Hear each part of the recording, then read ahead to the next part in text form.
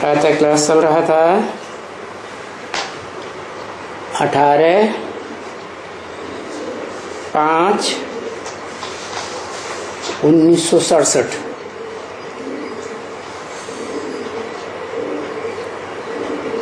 छठी page की अंतिम line में बात चल रही थी, हम बाबा के बच्चे हैं।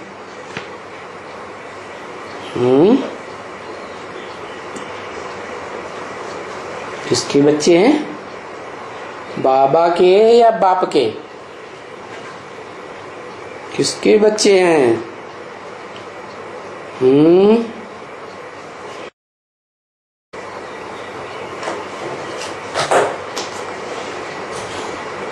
ये बाबा के गूंगे बच्चे इशारेबाजी बहुत करते हैं, लिख के नहीं देते, पढ़े लिखे नहीं है लगता है।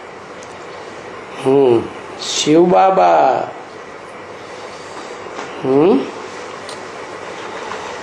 तो हम शिव बाबा के बच्चे हैं,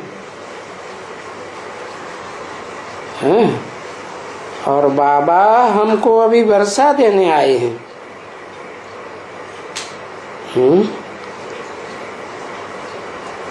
बाबा हमको वर्षा देने आए, कहाँ से आए हैं? अरे बाबा कहाँ से? परमधाम से आते हैं। वाह भाई, बाबा तो ग्रैंडफादर को कहा जाता है। ग्रैंडफादर परमधाम में बैठता है ग्रैंडफादर बाबा।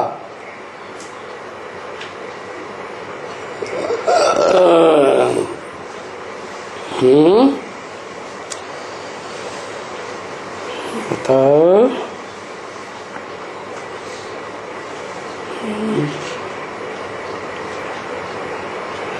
ऊंची स्टेज में बैठता है बाबा।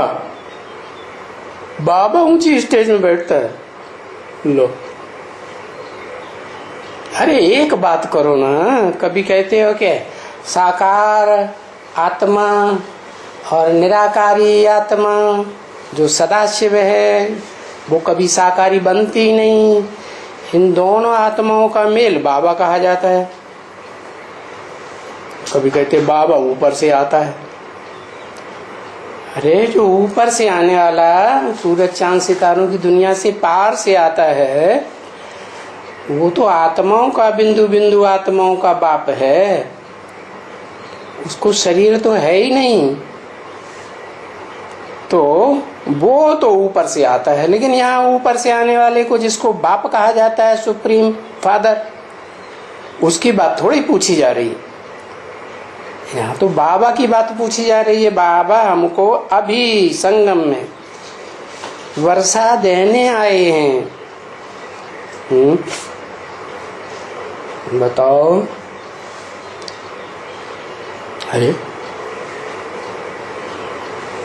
अरे इस पहेली का कोई हल नहीं।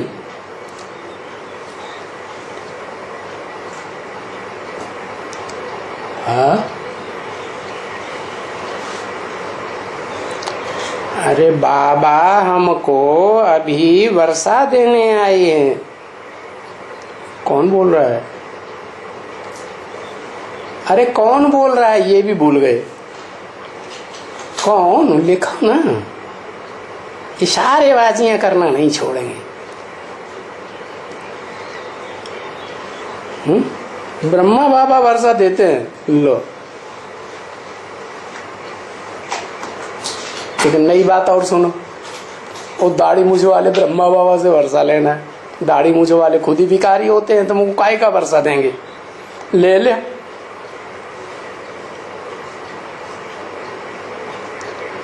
है शिव बाबा बोल रहे हैं। कहां से आए शिव बाबा?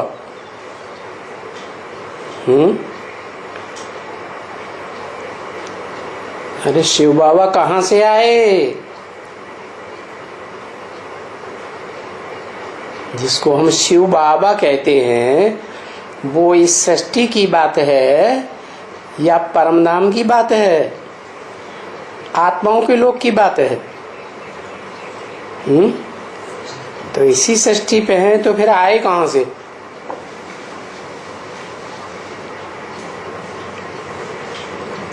अच्छा यही बता दो कि ये वाक्य कौन आत्मा बोल रही है?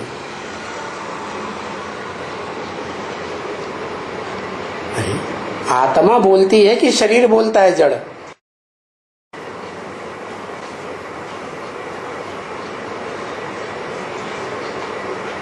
शिव बाप की आत्मा बोल रही है। वो वर्षा दे, उसको वर्षा मिलेगा।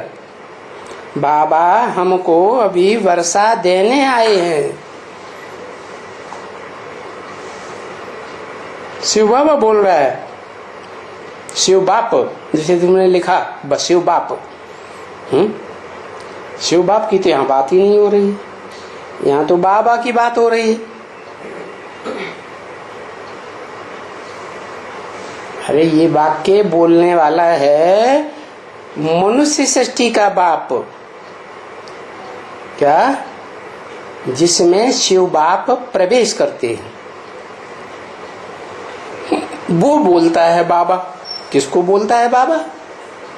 वो बिंदी को बोलता है बाबा, या साकार मनुष्य सृष्टि में किसी व्यक्ति को बोलता है बाबा? बिंदी को बोलता है। बाबा हमको अभी माने संगम युग में, हमको माने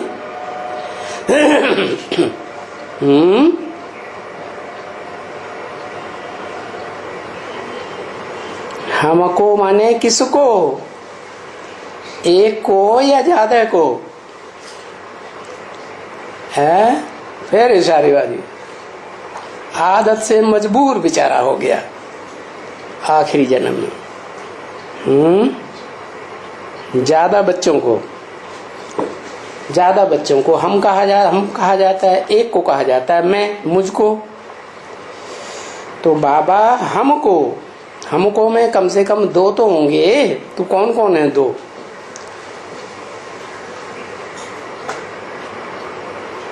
अच्छा, ये बातें सब लक्ष्मी के सामने बैठ के बोलते हैं। लक्ष्मी सामने बैठती है। अरे लक्ष्मी नारायण से वर्षा लेती है, या लक्ष्मी ज्ञान का वर्षा बिंदु बिंदु आत्माओं के बाप से लेती है डायरेक्ट? जगदम्बा के लिए बोला, माने जगदम्बा अभी घूंघट में नहीं है, तुम्हारे सामने घूंघट खोल दिया है। ये भगवान,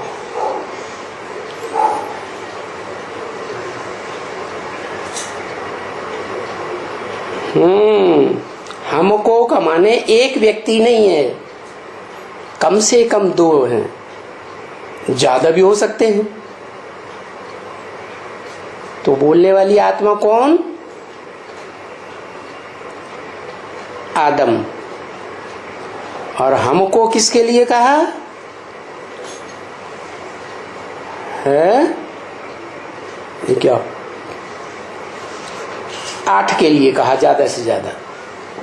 माना जो वर्षा देंगे हमको, बाबा बोला, माना आदम की आत्मा बोली कि हमको जो अभी संगम में वर्षा देते हैं, वो वर्षा कौन सा वर्षा है? स्वर्ग का वर्षा है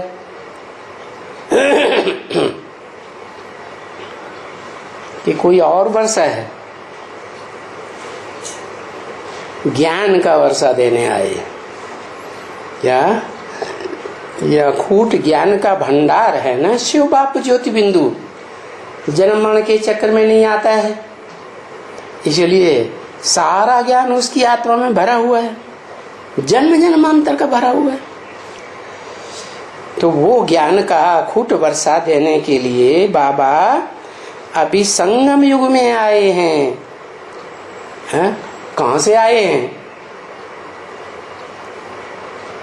बिंदु बिंदु आत्माओं का जो धाम है, गीता में बताया, तद धाम परम मम, जहाँ सूरज चांद सितारों का प्रकाश नहीं पहुंचता, उससे भी जो पार है, पारलोक, ब्रह्मलोक, सुप्रीम एबोर्ड, मुसलमान कहते हैं अर्श है, वहां से आए हैं।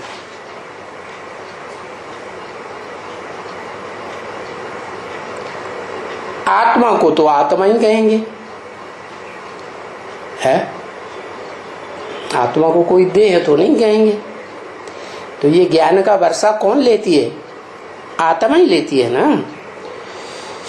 तो जो आत्मिक स्थिति में पूरे टिकते हैं वो ही वर्षा लेते हैं, है? अपनी अपनी दुनिया का अखूट वर्षा लेते हैं। तो कितने हैं वर्षा लेने वाले? ज्यादा से ज्यादा 8। उनका नाम होता है शास्त्रों में वसु। वसु माने धन संपत्ति। क्या निराकार में कहें तो एक ही है धन संपत्ति स्वरूप शिव, और साकार षष्ठी में आता है तो कोई 10 सितारे, वो 8 सितारे हैं जिनकी अपनी अपनी दुनिया है। क्या उस दुनिया में जो अपनी अपनी दुनिया का अखूट ज्ञान का भंडार है वो 8 लेते हैं, इसलिए उनका नाम 8 वसु गाए जाते हैं। तो आत्मा का अभिमानी बनना, क्या वर्षा तो ज्ञान का देने आए हैं ना। तो जिनको ज्ञान का वर्षा मिलता है उनकी संख्या ज्यादा से ज्यादा 8 है, और नंबरवार है। 8 वसु जो हैं, छोटे बड़े तो होंगे ना। तो जो आत्मिक स्थिति का वर्षा लेते हैं उनके लिए शर्त यह है कि आत्मा का अभिमानी बनना पड़े। क्या उनको देह का अभिमान नाम मात्र भी न रहे, देह का कोई अहंकार न रहे, तब वो वर्षा मिलता है। उनको अपनी अपनी दुनिया का, वो सितारे है ना आत्मा रूपी, तो उनको अपनी अपनी दुनिया का वर्षा मिलता है। और इस आत्माभिमानी बनने में थोड़ी मेहनत है। क्या बाबा बहुत मेहनत नहीं देते हैं, थोड़ी मेहनत देते हैं। क्या कि अपनी देह को भूल जाओ। क्या ये जो देह रूपी दुम्ब लटका हुआ है ना आत्मा के पीछे, इसको भूल जाओ। 18:5-67 की वाणी का 7वां पेज। तो फिर उनको पहले पहले ये भूल जाकर बताओ।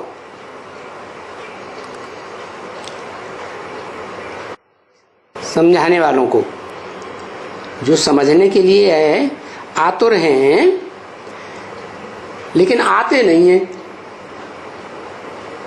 बड़ी कुर्सी वाले होंगे आज की दुनिया के, तो उनको पहले पहले ये भूल जाकर बताओ। क्या भूल? बड़ी से बड़ी भूल क्या बताई ज्ञान की? हैं? एक ज भूल है जिस भूल के कारण सारी दुनिया भूली हुई है। हैं?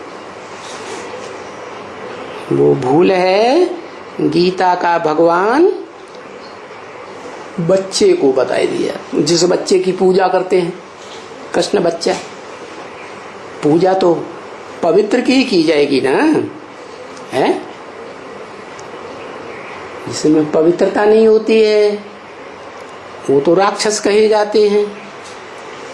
हैं? जो कर्मेंद्रियां है ना, उन कर्मेंद्रियों का राक्षसी कर्म करते हैं, जैसे कामेंद्रिय। तो जो हिंसक हैं उनको बताया कि सारी सृष्टि हिंसक बनाई दी। तो बच्चों को बताया कि तुम्हें आज की दुनिया के जो गद्दी नशीन है, चाहे समाज में चाहे धर्म क्षेत्र में, चाहे राज्य क्षेत्र में गद्दियों पर बैठे हुए हैं। वो तुम्हारे पास हमारे अहंकार के नहीं आ रहे, दे अहंकार चढ़ा हुआ है। तो पहले पहले तुम उनको ये भूल जाके बताओ, क्या गीता खंडन की हुई है। कैसे खंडन कर दी? गीता जिसमें राजयोग का ज्ञान है, राजाई कैसे प्राप्त होती है इस ज्ञान से, वो राज भरा हुआ है। क्या राजाई? दुनिया में जो राजाइयां चली हैं, वो राजाइयां तो हिंसक युद्ध करके उन्होंने राजाइयां प्राप्त की हैं। लेकिन भगवान इतनी ऊंची चीज हिंसा करना थोड़ा ही सिखाएगा। तो ये भूल जाकर बताओ कि भगवान ने तो जो राजयोग की बात सिखाई थी, वो हिंसा की बात नहीं सिखाई। वो तो ये बताया है गीता में, कामेश क्रोधेश रजोगुण समुद्भव। ये काम और क्रोध जो हैं, ये रजोगुण से उत्पन्न होते हैं, और रजोगुण देवताओं में नहीं होता, सात्विक गुण प्रधान होता है उनमें। तो ये जो कृष्ण का नाम डाल दिया है, वो तो बच्चा है, भले 16 कला संपूर्ण पवित्र है, हैं? तो उस पवित्र की पूजा होती है। बड़े कृष्ण की तो पूजा नहीं होती। क्यों? कहते हैं बड़ा कृष्ण था तो उसको तो 8 पट रानियां थी, 16,000 रानियां थी, ये था वो था, इतने बच्चे थे, तो पवित्र थोड़ा ही रहा। तो उस पवित्र की पूजा करते हैं, बच्चा की, वो तो ठीक है। लेकिन बच्चा राज की बातें क्या जानेगा? क्या राज? कि इंद्रियों के ऊपर जीत पाएंगे तो विश्व की बादशाही मिलेगी। इंद्रिय जीते जगत जीत। अब बच्चा इस बातों को क्या जाने कि इंद्रिय को कैसे जीतना होता है? तो ये भूल जाकर उनको बताओ कि गीता में जो कृष्ण का नाम डाल दिया है, ये बड़ी भारी भूल हो गई। ये भूल करने से दुनिया के जो और धर्म के धर्म पिताएं और उनके फॉलोअर्स हैं, वो कृष्ण को भगवान मानने के लिए बिल्कुल तैयार नहीं होते। क्या? कृष्ण बच्चा जो 16 कला संपूर्ण बचपन का नाम है, बड़े होके नारायण पड़ता है नाम, हे कृष्ण नारायण वासुदेव ऐसे बोलते हैं ना। तो कृष्ण और नारायण है तो वो एक ही आत्मा। तो नारायण तो देवता है, मनुष्य गीता ज्ञान लेकर के नारायण जैसा देवता बनता है। कहते भी हैं नरार्जुन को भगवान ने ज्ञान दिया तो नारायण बना। ये है ही ईश्वरीय ज्ञान। नर को नारायण जैसा देवता और नारी को नारायण जैसी देवी बनाने का ज्ञान है। तो कृष्ण बच्चा वो भी तो बड़ा होके नारायण बनेगा। अरे बड़ा होके नारायण बनेगा, लेकिन नारायण को जन्म दिया था या बच्चे को जन्म दिया था बाप ने? बाप ने तो बच्चे को जन्म दिया। तो जिस बच्चे को जन्म दिया और जो जन्म देने वाला बाप था, वो तो बच्चे से ज्यादा पावरफुल हुआ ना। तो उसके बारे में सब भूले हुए हैं। क्यों भूले हुए हैं? कहते भी हैं कल्प कल्प लगी प्रभु अवतारा। हर कल्प में भगवान आते हैं। क्या? नरक की दुनिया को बदल करके स्वर्ग बनाने के लिए। जानते तो हैं, लेकिन ये बात भूल गए कि कब आते हैं। कहीं द्वापर में दिखाई दिया, कहीं सतयुग में दिखाई दिया, कहीं राम को त्रेता में भगवान दिखाई दिया। वास्तव में भगवान तो इस सृष्टि रूपी मकान को नया बनाने के लिए तब ही आएगा जब ये मकान एकदम जर्जरीभूत पुराना दुखदाई हो जाता है। तो कलयुग के अंत में ही आवेंगे ना। कलयुग के अंत में कल्पांत हो जाता है, चारों युगों का अंत हो जाता है। वो इतनी पुरानी बात किसी की बुद्धि में नहीं आती। इस कल्प की 84 जन्मों की बातें बुद्धि में फिर भी आती है नंबर बार। वो तो आजकल के भूत प्रेत भी पूर्व जन्म की कुछ न कुछ बातें बता देते हैं क्या, लेकिन 84 जन्मों से पहले जो कल्पांत काल हुआ था वो इतना दुनिया का बड़े से बड़ा एक्सीडेंट हुआ था, जिस एक्सीडेंट के बाद दुनिया वालों को कुछ भी पता नहीं रहता, कोई भी मनुष्य आत्मा को पता नहीं रहता, सब कुछ भूल जाते। जैसे आज की दुनिया में भी कोई बड़ा एक्सीडेंट किसी का हो जाता है ना, तो सब भूल जाते हैं ना। तो वो तो एक जन्म की बात हुई, ये तो पूरे कल्प की बात हो गई है। 84 के चक्र में आने से पहले ही इस दुनिया का जो विनाश हुआ था, इतना बड़ा एक्सीडेंट हुआ था चतुर्थ विश्व युद्ध में, जो महाभारत में दिखाते हैं कि महाभारत युद्ध के बाद यादवों के पेट में से, बुद्ध रूपी पेट में से मिसाइल्स निकले और उन मिसाइल्स से उन्होंने सारी दुनिया का ध्वंस कर दिया। और आज की वैज्ञानिक भी कहते हैं कि ऐसे ऐसे एटम बम बनाए हुए हैं पावरफुल, जो एक बम भी सारी दुनिया को भस्म कर सकता है। तो उन्होंने तो हजारों हजार वाट के बनाए हुए हैं। 1945 में द्वितीय विश्व युद्ध में 20-20 मेगावाट की बम्बियां, जैसे बच्चों का खेल होता है ऐसे तैयार किए थे, और उनसे ही जापान के 2 शहर एकदम ध्वस्त हो गए। तो अभी 20-20 मेगावाट की कहाँ बम्बियां और कहाँ हजारों हजार मेगावाट के एटम बम। ये तो इस पृथ्वी तो क्या, जो दूसरे ग्रह उपग्रह हैं इस सौर मंडल में घूमने वाले, वो भी प्रभावित हो जाएंगे। तो ये भूल बताओ क्या कि गीता का भगवान कृष्ण बच्चा नहीं है। उस कृष्ण बच्चा 16 कला संपूर्ण को सतयुग के आदि में जन्म देने वाला जो है, वो इस सृष्टि पर सदा कायम रहता है क्या, जिसका विनाश करने के लिए इस संसार में कोई योग्य नहीं है, जो गीता में भी लिखा हुआ है। तो वो कौन है?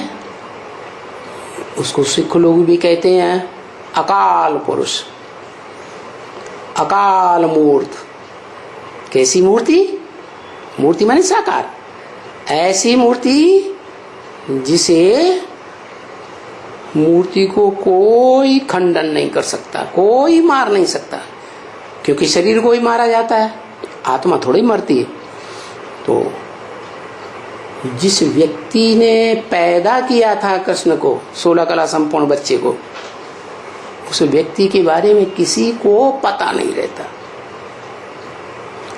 और द्वापर के आदि में जो गीता थी, उस गीता में तो ये बात थी कि इस सृष्टि का जो रचयिता है वो निराकारी स्टेज वाला है। जैसे दुनिया के जितने भी धर्म पिताएं हैं, इब्राहिम, बुद्ध, क्राइस्ट आदि, क्राइस्ट को देखो, बुद्ध को देखो, गुरु नानक को देखो, ध्यान से देखो चेहरे को, निराकारी स्टेज चेहरे से झलक रही है रूहानियत या नहीं झलक रही है? रूह दिखाई पड़ रहे हैं ना। ऐसे ही जो बापों का बाप सबसे ऊंचा धर्म पिता अल्लाह अव्वल दीन कहा जाता है, अव्वल नंबर धर्म का स्थापक, ऊंचते ऊंच भगवान। वो तो कितनी निराकारी स्टेज वाला होगा, है योग की स्थिति में 100% टिका हुआ। उस बाप ने 16 कला संपूर्ण बच्चे को जन्म दिया था। इसलिए शास्त्रों में ये बात आई है कि भगवान ही आकर के नर को क्या बनाते हैं, नारायण बनाते हैं। कृष्ण तो प्रिंस था ना, बच्चा था। बच्चा जिसने पैदा किया वो अव्वल नंबर नारायण था, आदि नारायण। क्या? लेकिन उसको भी जिसने ज्ञान दिया वो है सुप्रीम सोल, बिंदु बिंदु आत्माओं का बाप, जो जन्म मरण के चक्र में नहीं आता है।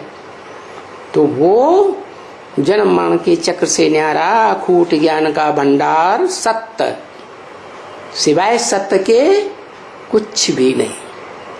सत्य माना ही ज्ञान, सच्चाई को ही ज्ञान कहा जाता है। इसलिए गॉड इज ट्रुथ कहा जाता है। क्या? ईश्वर क्या है? सत्य है। हमारे यहाँ भी कहते हैं सत्यम शिवम सुंदरम। तो सत्य शिव आकर के तुम बच्चों को ये बताते हैं। जब किसी को भी समझाने जाओ तो पहले पहले ये भूल बताओ, क्या? कि गीता में ये जो नाम डाल दिया है कृष्ण का, बच्चे का, पूजनीय बच्चे का नाम डाला है ना। पूजा किसकी होती है? पवित्र देवताओं की पूजा होती है। मूत पलीती बनने वाले मनुष्यों की थोड़ी पूजा होती है। तो जो पवित्र बनाने वाला था कौन? आदि नारायण, जिसने कृष्ण बच्चे को जन्म दिया, 16 कला संपूर्ण कृष्ण को, उसको भी जिसने बनाया आदि नारायण को, वो है निराकार शिव ज्योति बिंदु, बिंदु बिंदु आत्माओं का बाप, जो उस आदि नारायण के अंतिम जन्म में तमो प्रधान शरीर में प्रवेश करता है, जिसको गीता में कहा है क्षेत्र। इदं शरीरम कौन्तेय क्षेत्रम इत्यभिधीयते। हे कुंती पुत्र अर्जुन, ये जो तुम्हारा शरीर है ये क्षेत्र है, युद्ध भूमि है या कर्म भूमि है। युद्ध भूमि और कर्म भूमि का सेंट्रल प्लेस है सारी दुनिया के लिए है। उसको मुसलमान और अंग्रेज कहते हैं आदम, एडम, और हिंदुओं में उसको कहा जाता है आदिदेव, आदिनाथ, शंकर भी कहते हैं।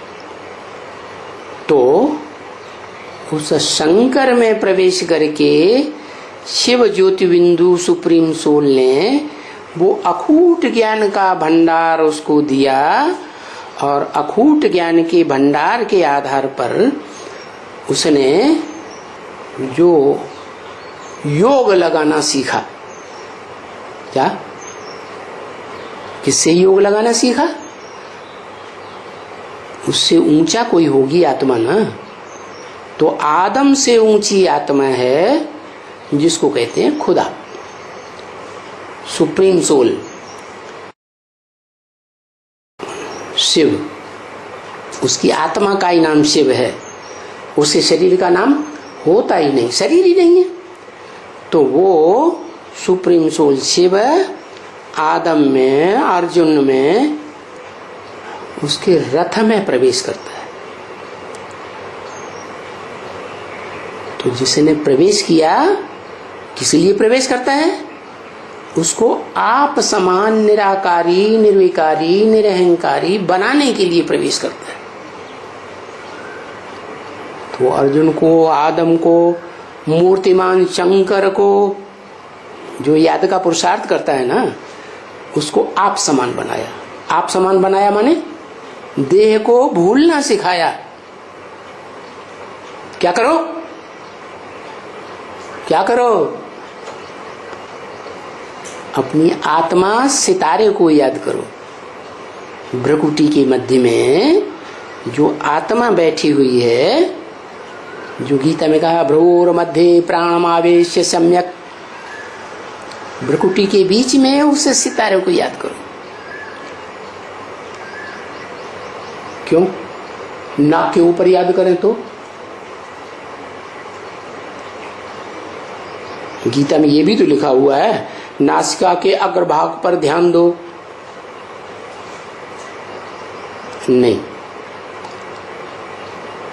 उसको कहते हैं उत्तमांग। जितने भी अंग हैं शरीर में, वो शरीर में जितने भी अंग हैं उनमें सबसे ऊंचा अंग उत्तमांग, उसको कहते हैं भ्रकुटी। भ्रकुटी अर्थात भरी पूरी कुटी। क्या उस स्थिति में जो देवताएं रहते हैं उनको किसी बात की कोई कमी नहीं रहती, सब कुछ प्रकृति मुहैया करती है, उनको कोई काम धंधा भी करने की दरकार नहीं रहती। तो क्यों? क्योंकि भरी पूरी कुटी में अपने को ज्योति बिंदु आत्मा अनुभव करते हैं, आत्मा की स्थिति में रहते हैं। तो ये भूल जाके बताओ क्या कि तुमने जो कृष्ण का नाम डाल दिया है, अरे ये तो थर्ड क्लास आत्मा हो गई इस सृष्टि की। क्या? क्यों थर्ड क्लास हो गई? इसलिए थर्ड क्लास हो गई कि वो आत्मा तो इस सृष्टि रूपी रंगमंच पर ऐसी आत्मा है जो देह का सुख भोगना शुरू कर देती है। क्या? जो भी देवताएं हैं वो सब ज्ञान इंद्रियों का सुख लेने वाले हैं। इस मनुष्य सृष्टि में एक भी मनुष्य आत्मा, चाहे देवात्मा हो, चाहे मनुष्य आत्मा हो, चाहे दैत्य हो, चाहे जानवर हो, पशु पक्षी कीड़ा मकोड़ा, कुछ भी प्राणी हो, एक भी ऐसा प्राणी नहीं है जो भोगी न हो। उसे सुख भोग चाहिए। तो पहला पहला भोगी कौन हुआ? वो ही पहला पत्ता जो दिखाया जाता है। जब जलमयी हुई सृष्टि में तो सागर में पीपल के पत्ते पर वो कृष्ण दिखाया, 16 कला संपूर्ण। लेकिन वो बच्चा तो बच्चा बुद्धि है, वो आत्मा समझदार आत्मा नहीं है।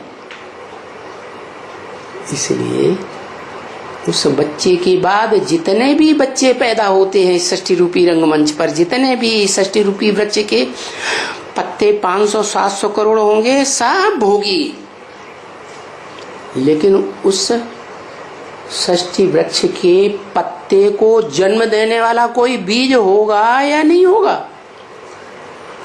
तो जो बीज है वही है आदम, एडम, क्या? पहला आदमी, जिसमें सुप्रीम सोल शिव प्रवेश करते हैं, खुद आते हैं, बिना बुलाए आते हैं। उनको कोई बुलाते तो हैं लेकिन बुलाने से नहीं आता। तो ये बताओ, ये भूल बताओ क्या कि गीता जो है, गीता का ज्ञान जो सर्वशास्त्र शिरोमणि कही जाती है, गीता दुनिया में जितने भी शास्त्र हैं, चाहे बाइबल हो, चाहे कुरान हो, चाहे धम्मपद हो, चाहे गुरु ग्रंथ साहब हो, कोई भी हो, सत्यार्थ प्रकाश हो, है? कोई भी ग्रंथ दुनिया का हो, सब शास्त्रों की शिरोमणि गीता है। और वो गीता स्वयं भगवान ने सुनाई है, वो ज्ञान का गीत है। इसलिए उस एक ही पुस्तक में दुनिया में लिखा हुआ है श्रीमद् भगवत गीता, या भगवान की सुनाई हुई श्रेष्ठ मत जिसका नाम दिया है गीता।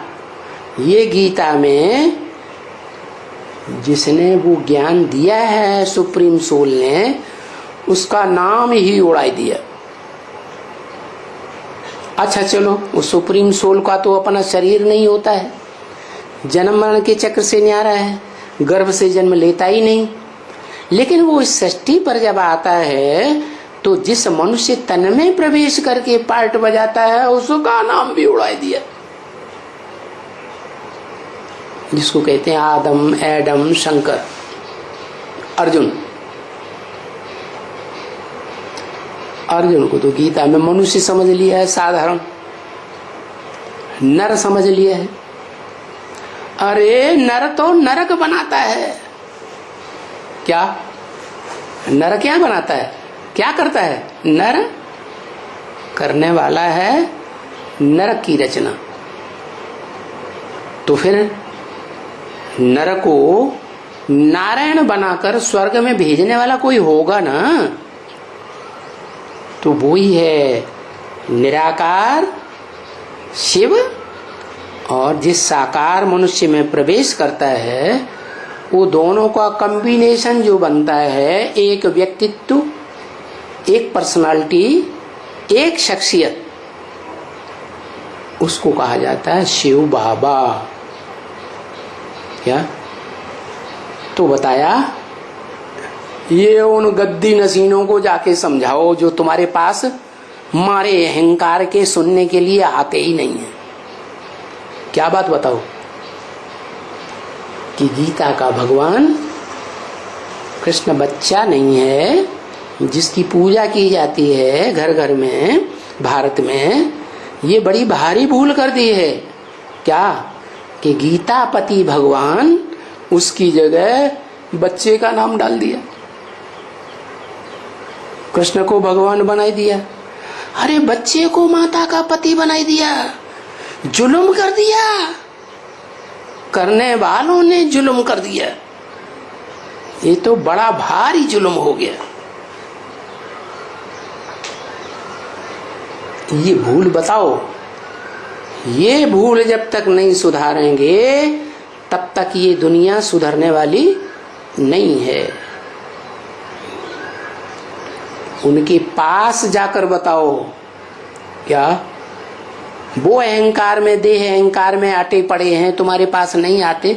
तुम तो अपना अहंकार छोड़कर उनके पास जाओ, जाकर बताओ कि ये जो गीता है सर्वशास्त्र शिरोमणि भारत की, वो खंडन की हुई है। इसलिए खंडन की हुई गीता को कोई प्रभाव नहीं रहा, प्रभावहीन हो गई। विदेशी लोग तो मानते ही नहीं है, वो तो अपने अपने धर्म ग्रंथ को मानते हैं और एक ही धर्म ग्रंथों को मानते हैं, एक ही धर्म को मानते हैं, एक ही धर्म पिता को मानते हैं।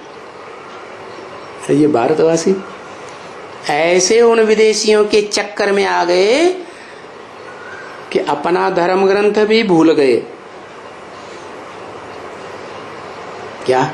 जबकि जानते हैं कि दुनिया में एक ही धर्म ग्रंथ गीता ऐसा है जिसकी सभी धर्मों में सबसे जास्ती टीकाएं हुई हैं, ट्रांसलेशन हुआ है। और कोई धर्मशास्त्र इतना प्रचलित नहीं हुआ है दुनिया में जितना गीता प्रचलित हुई है। फिर भी अंधे की औलाद अंधे ऐसे बन गए, ये धृतराष्ट्र की औलाद। धृत माने धारण कर लिया, राष्ट्र माने धन संपत्ति। जिन्होंने राष्ट्र की धन संपत्ति इतनी खींच करके इकट्ठी कर ली है भारतवासी, लेकिन सारी धन संपत्ति अपनी मुट्ठी में ऐसी खींच के रख ली, वो धन संपत्ति जिनको इलेक्शन में देंगे लड़ने के लिए, वो ही गद्दी पे जाके बैठ पाते और वो बन जाते हैं दुर्योधन, दुशासन। दुष्ट युद्ध करने वाले 5 स्टार होटलों में और प्रजा के ऊपर दुष्ट शासन करने वाले बन जाते हैं। तो बताया क्या ये गीता खंडन की हुई है, इसलिए भारतवासियों का प्रभाव इस दुनिया में से नष्ट हो गया। दूसरे धर्म वाले, दूसरे देश वाले, दूसरे जो राज्य हैं दुनिया में, वो समृद्ध होते जा रहे हैं, क्योंकि एक धर्म, एक राज्य, एक भाषा और एक धर्म ग्रंथ को मानने वाले। और भारतवासी न बाप को जानते कि हमारा बाप कौन है, धर्म पिता कौन है, किसने धर्म स्थापन किया, नाम डाल देते हैं कृष्ण ने किया। अरे तुमने तो मटिया मैट कर दिया, बच्चे को पति की जगह बैठा दिया। आज घर घर में जो भी माताएं हैं, गीता माताएं जैसी नंबरवार, वो सब अपने अपने बच्चों के अधीन हुई पड़ी है। क्या उस सृष्टि का जो पहला पत्ता है, बड़े जैसे कर्म करेंगे, छोटे उनको फॉलो करेंगे। तो गीता के खंडन होने से कोई सफलता नहीं मिल सकती। अभी तक 2500 वर्ष की हिस्ट्री देख लो भारत की, जो भारतवासी हैं, जो पहले देवताएं थे रामकृष्ण की दुनिया में, वो 2500 वर्ष के अंदर इब्राहिम, बुद्ध, क्राइस्ट आदि के धर्मों में कन्वर्ट होते गए, उनसे प्रभावित होते गए, असफल होते रहे, दूसरों के अधीन बनते चले गए, सफलता मिल ही नहीं सकती। अपन को भूल गए, अपने धर्म ग्रंथ को भूल गए, अपने धर्म पिता को भूल गए, तो सफलता कैसे मिलेगी? तो चलो, बहुत रणियां मारो उनके सामने, सो ले। क्या अब सोने का टाइम नहीं है, रड़ियां मारने का टाइम है। किस बात की रड़ियां है? यही बात बताओ कि जो बड़ी से बड़ी भूल हुई है दुनिया की, जिससे सारी दुनिया दुख की तरफ जा रही है, रौरव नरक बन रही है? तो रड़ियां मारो कि गीता का भगवान श्री कृष्ण नहीं है, साकार देवता नहीं है, 16 कला संपूर्ण भगवान नहीं है, वो तो देवता है। भगवान तो देवता बनाने वाला है मनुष्य को। रड़ियां माना, रड़ियां माना, बार बार समझाते रहो। क्या उनको एक बार नहीं, 2 बार नहीं, 10 बार, जब तक न समझें तब तक उनके पीछे लगे रहो। कुछ दुख होता है ना, किसी के ऊपर कोई दुख पड़ता है ना, तो दुख को दूर करने के लिए जाके रड़ियां मारते हैं, सब मिलकर के जाते हैं आपस में। जैसे शास्त्रों में दिखाते हैं, देवताएं दुखी होते थे, राक्षस उनके ऊपर आक्रमण करते थे, तो देवताएं सब मिलकर किसके पास जाते थे रड़ियां मारने? ब्रह्मा के पास जाते थे, विष्णु के पास जाते थे, शंकर जी के पास जाते थे, रड़ियां मारते थे।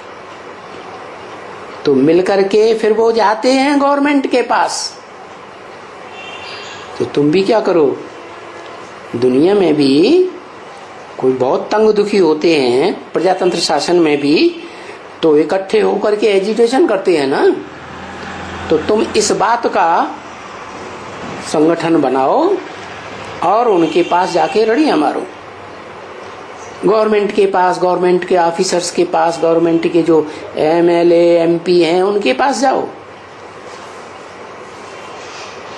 अभी गवर्नमेंट कोई एक तो है नहीं, क्या कि एक के पास चले जाओ तो काम बन जाएगा? इस गवर्नमेंट में तो एक राजा है ही नहीं। एक राजा बनाने की व्यवस्था तो भगवान जब इस दुनिया में आता है तब ही इस दुनिया का एक राजा बनाता है, विश्व का मालिक, जिसको कहते हैं, क्या कहते हैं? हर हर महादेव शंभो काशी विश्वनाथ गंगे। सारे विश्व का नाथ। कैसे? योग बल से। योग ईश्वर कहा जाता है ना। योग किससे लगाता है? हैं? वो ही एक जो उसे ज्ञान का भंडार खूट देता है, उससे योग लगाता है। वो समझता है कि ज्ञान से ऊंची, ज्ञान से ज्यादा पवित्र चीज दुनिया में कोई है ही नहीं। तो जो देने वाला होगा वो तो कितना पवित्र आत्मा होगी। इतनी पवित्र आत्मा कि इस सृष्टि पर पतित दुनिया में आती है, पतित तन में आती है और पतित माहौल में आती है और पतित से पतित गांव वालों के बीच में आती है। क्या? पतित ताल्लुका में आती है, जिसका नाम ही है कायम गंध। क्या? इस सृष्टि में अंत तक गंध कायम रहती है, कायम गंधियों में। ऐसा है वो इलाका। ऐसी गंदी दुनिया में आता हूं और फिर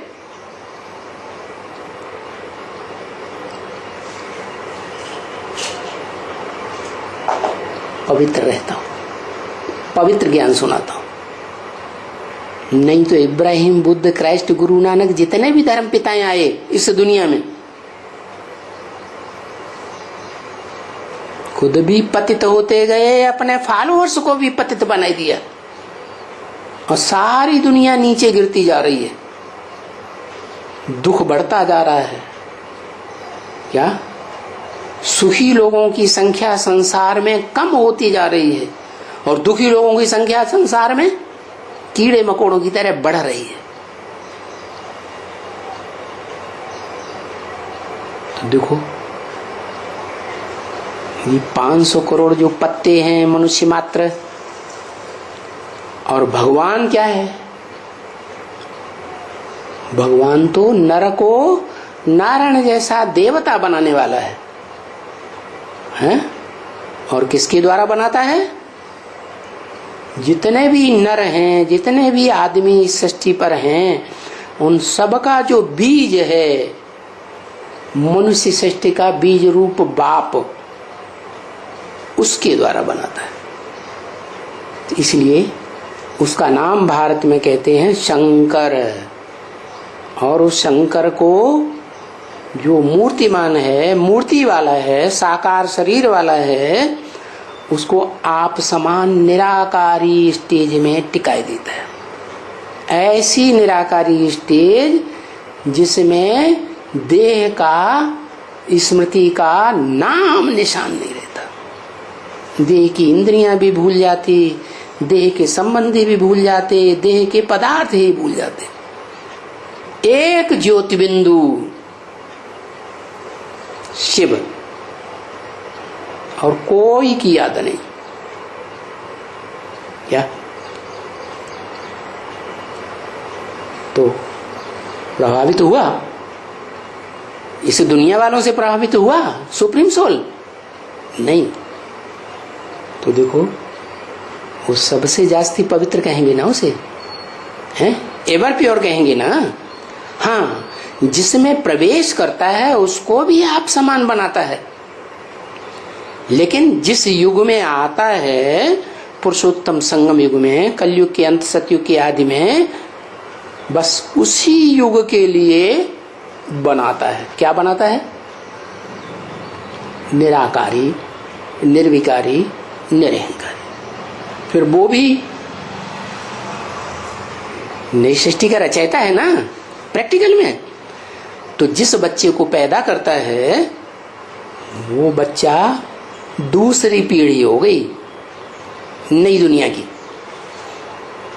तो गिरती कला शुरू हो गई ना, है? तो बताया कि जिसमें प्रवेश करता हूं वो फिर सदा काल उतना पवित्र नहीं रह पाता। जन्म जन्मांतर कुछ न कुछ कलाएं कम होती जाती है। जैसे चंद्रमा है, उसकी कलाएं कम होती जाती हैं तो कहते हैं कलाहीन बन गया, पूरा काला हो गया, अंधकार ही अंधकार हो गया। फिर धीरे धीरे कलाएं बढ़ती हैं तो कहते हैं 16 कला संपूर्ण बन गया। क्या? सारा चंद्रमा रोशनी से, ज्ञान की रोशनी से भरपूर हो गया। तो इसलिए जिन दो आत्माओं को सुप्रीम सोल इस सृष्टि में आकर के चुनता है, वो एक है आदि नारायण और दूसरा है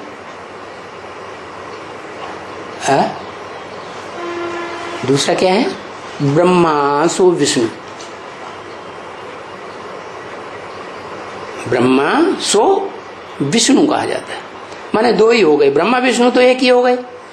बाकी रहा शंकर, जिसमें शिव सुप्रीम सोल प्रवेश करता है परमानेंटली, और बाकी टेम्परेरी प्रवेश करता है ब्रह्मा। और ब्रह्मा से मुख से ज्ञान सुन करके सारी सृष्टि ब्राह्मण बनी। या 500-700 करोड़ सब ब्राह्मण बन जाते हैं, पवित्र आत्मा बनते हैं। भले परम धाम में जाके बैठते हैं, नंबरवार इस सृष्टि पर आएंगे, लेकिन जब पहले जन्म में आएंगे तो पवित्र आत्मा होती है, पवित्र कर्म करने वाली, पवित्र इंद्रियों वाली। बाद में जो मनुष्य सृष्टि का पहला है आदम, वो ही संग के रंग में आता है। तो जो बाद में आने वाले धर्म पिताएं हैं वो संग के रंग में ज्यादा नहीं आएंगे, आते। तो बताया कि सुप्रीम सोल को किसी का संग का रंग नहीं लगता। वो जिसमें प्रवेश करता है आदम में, वो एक जन्म को छोड़ करके जिस जन्म में संपूर्ण बनता है, बाप समान, शिव समान, निराकारी, निर्विकारी, निरहंकारी बनता है, उस जन्म को छोड़कर बाकी आगे के आने वाली सृष्टि में जो भी 84 के चक्र में 84 जन्म हैं, उनमें वो भी धीरे धीरे पतन की ओर जाती है। तो धीरे धीरे कलाएं कम होती हैं। उसकी कलाएं क्यों को धीरे धीरे कम होती हैं? क्योंकि उसने ज्यादा ज्ञान उठाया है, ज्यादा श्रीमत को ग्रहण किया है, श्रेष्ठ मत जीवन में ज्यादा धारण की है, इसलिए उतरती कला कम होती है, धीरे धीरे होती। और आत्माओं की नंबरवार जास्ती तेजी से नीचे उतरती है। क्या माना? वो एक आत्मा ऐसी है जो जन्म बाई जन्म नीचे तो गिरती है, लेकिन इंद्रियों पर कंट्रोल रखती है कुछ न कुछ। क्या क्या कहते हैं उनको? साधु। साधु नाम क्यों पड़ा? साधना करते हैं। किस बात की साधना करते हैं? इंद्रियों को साधने की साधना करते हैं। भले संसर्ग संपर्क संबंध में आते हैं, देहधारियों के संबंध में भी आते हैं, लेकिन साधना करते हैं। जैसे ऋषि मुनि द्वापर के आदि में दिखाए गए थे, तो दाढ़ी मूछ वाले विकारी थे, लेकिन इंद्रियों की साधना करते थे, इसलिए उनका बहुत मान मर्तबा था। तो बताया कि ये बात जाकर के गवर्नमेंट को बताओ कि गीता का भगवान जो सृष्टि के आदि काल में पीपल के पत्ते पर कृष्ण बताया, जलमयी के बाद इस नई सृष्टि में, नए कल्प में, वो बच्चा गीता का भगवान नहीं है, वो तो बच्चा बुद्धि है। क्या? उसको जन्म देने वाला जो है वो है आदम, एडम, अर्जुन, शंकर कहा जाता है। असली नाम है शंकर, क्योंकि उसमें आत्माओं का संकरण होता है। क्या? एक तो शिव सुप्रीम सोल ने प्रवेश किया आदम में, अर्जुन में, उसके शरीर रूपी रथ में, और दूसरा जो चंद्रमा वाली आत्मा कही जाती है ब्रह्मा, या वो ब्रह्मा रूपी मन है, 11वीं इंद्रिय इस मनुष्य सृष्टि में। वो इतना तीखा दौड़ने वाला है, तीव्र गति वाला है जैसे चंद्रमा। क्या पृथ्वी सूरज के चारों ओर दौड़ती है, चक्कर लगाती है, और पृथ्वी का चक्कर चंद्रमा लगाता है। क्या एक दिन में पूरा चक्कर हो जाता है। किसका? चंद्रमा। तो पृथ्वी 365 दिन लेती है, चंद्रमा एक दिन में ही पृथ्वी का चक्कर लगा लेता है। देखो रात में भी चंद्रमा दिखाई पड़ता है, हैं? और दिन में भी चंद्रमा दिखाई पड़ता है। दिखाई पड़ता है कि नहीं? चंद्रमा दिन में दिखाई पड़ता है कि नहीं? दिखाई पड़ता है। चलो थोड़ी सी लीक दिखाई पड़ेगी, और वो दिखाई न पड़ना और पढ़ना ये हमारी अज्ञानता की बात है। क्यों? क्योंकि धरती का परछावा जब पड़ता है चंद्रमा के ऊपर तो दिखाई नहीं देता। बाकी चंद्रमा तो पृथ्वी के चक्कर लगाता है। पृथ्वी भारी या चंद्रमा भारी? पृथ्वी भारी है, तो जो ज्यादा वजनी है, ज्यादा भारी है, उसमें आकर्षण शक्ति ज्यादा होती है। इसलिए चंद्रमा पृथ्वी का चक्कर लगाता है। तो बताया बड़ी तीव्र गति से घूमता है, बड़ी तीव्र गति से चक्कर लगाता है।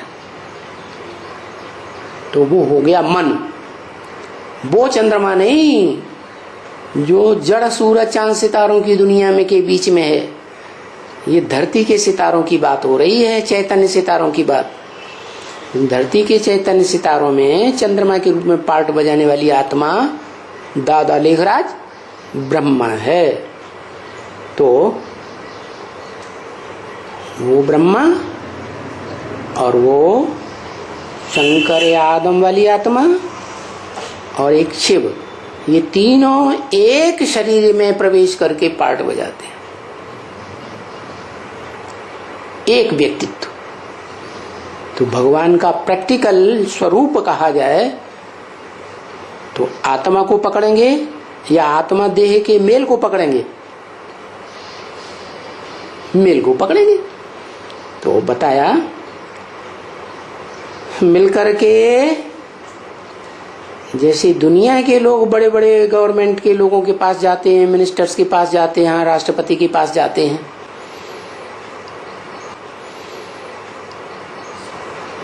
ऐसे तुम भी आपस में मिलकर के जो गवर्नमेंट के बड़े बड़े कुर्सी नशीन हैं उनके पास जाओ, क्योंकि गवर्नमेंट में एक तो है नहीं।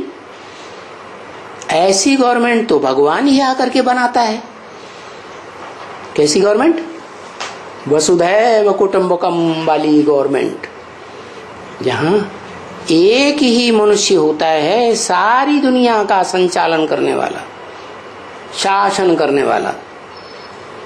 वो राजयोग से राजाई लेता है सारी दुनिया की। बाकी सारी दुनिया में राजाई किसी ने प्राप्त नहीं की हिंसक युद्ध करके। वो एक ही व्यक्तित्व है जो राजयोग बल के आधार पर सारी दुनिया की विश्व की बादशाही ले लेता है। तो बताओ कि वही योगीश्वर है जिसमें वो सुप्रीम सोल मुकर्रर रूप से प्रवेश करता है। क्या वो योगीश्वर गीता का प्रैक्टिकल में साकार में भगवान है। बाकी ब्रह्मा कुमार कुमारियां तथाकथित जो हैं वो तो ब्रह्मा को भगवान माने बैठी है। अरे भगवान ब्रह्मा कैसे हो सकता है? उसका तो मन बड़ा चंचल है। क्या? इसलिए अर्जुन के रथ के ऊपर झंडे में कौन दिखाते हैं? हनुमान। बड़ी तीव्र गति से दौड़ने वाला, हवा की गति से चलने वाला, मन बड़ा चंचल है, बड़ा तीखा है, 10 इंद्रियों को कंट्रोल करने वाला है। तो बताया इस मन को जिसने कंट्रोल किया वो है शंकर। इसलिए शंकर का नाम शिव के साथ जोड़ा जाता है। बाकी दुनिया में कोई ऐसी मनुष्य आत्मा नहीं है, कोई ऐसी शख्सियत नहीं है, कोई पर्सनालिटी नहीं है जिसका नाम शिव के साथ जोड़ा जाता। तो बताया उस शिव शंकर भोलेनाथ का परिचय दो, वो है गीता का भगवान प्रैक्टिकल में। बाकी ब्रह्मा कुमारियों का दादा लेखराज ब्रह्मा वो तो शरीर ही छोड़ गया, रथ ही नहीं रहा। क्या भगवान जिस रथ को परमानेंटली पकड़ता है वो तो इस सृष्टि पर सदा कायम रहता है। वो तो अकाल मूर्त गाया हुआ है। सिख लोग कहते हैं डायरेक्ट अकाल पुरुष। पुरुष माने आत्मा। कैसी आत्मा? जिसको कोई काल खा नहीं सकता। अरे काल आत्मा को थोड़ा ही खाता, काल तो शरीर को ही खाता है। तो ऐसा पुरुष साकार शरीरधारी जिसके शरीर को महा प्रलय होती है, इस सृष्टि पर महाविनाश होता है, तो उसके शरीर का विनाश नहीं होता। उसका परिचय दो कि वो अकाल पुरुष जिसे शिव शंकर भोलेनाथ कहा जाता है, जिसकी संपन्नता की यादगार आज भारत में गांव गांव में शहर शहर में शिवलिंग बने हुए हैं, शिवालय बने हुए हैं, और सारी दुनिया में जितनी भी खुदाई हुई हैं उन खुदाइयों में वो शिवलिंग मूर्तियां मिली हैं। तो उस स्वरूप को पहचानो। वो इन आंखों से नहीं देखने में आता, लिंग भी देखने में नहीं आता। सोमनाथ मंदिर का वो सात्विक स्वरूप शिवलिंग, उसमें जो रोशनी वाली आत्मा दिखाई गई थी हीरे के रूप में, वो भी इन आंखों से देखने में नहीं आएगी। आत्मा कहीं आंखों से दिखाई देती है क्या? न आत्मा दिखाई देगी, न शरीर बड़ा दुम्ब दिखाई देगा। क्या? तो क्या करना है? ज्ञान का तीसरा नेत्र जिसे बुद्धि कहा जाता है, उस बुद्धि के आधार पर बताओ गवर्नमेंट के लोगों को कि पहचानो कि गीता का भगवान कौन है, और गीता धर्म ग्रंथ को मानो। गीता ज्ञान किसने क्लैरिफाई किया? उस सुप्रीम टीचर को पहचानो, सुप्रीम बाप को पहचानो, और सुप्रीम सदगुरु को पहचानो जो सारी सृष्टि की सदगति करने के लिए आया हुआ। बाकी एक के दो के पास जाने से नहीं चलेगा। ये तो पंचायती राज्य है। क्या एक के हाथों में कोई सत्ता नहीं है कि प्रधानमंत्री के तुम पीछे पड़ जाओ या राष्ट्रपति के पीछे पड़ जाओ? वो भी मजबूर हैं। क्या उनके हाथ में भी इतनी ताकत नहीं है कि वो इतनी बड़ी बात को तब्दील करके रख दें? क्या वो भी प्रभाव में आ जाते हैं। जैसे ब्रह्मा कुमारियां कहते हैं गीता का भगवान दादा लेखराज ब्रह्मा साकार में अगर इस दुनिया में कोई शरीरधारी है तो गीता का भगवान दादा लेखराज ब्रह्मा है, और वो प्रभाव में आ जाते हैं उनके, या तो उनकी बातों पे ध्यान ही नहीं देते। तो एक के पास जाने से नहीं चलेगा। ये गवर्नमेंट में ढेर सारे कुर्सी नसीन है, उनको ये बात मुखी जाके समझाओ, रड़ियां मारो। ओम शांति।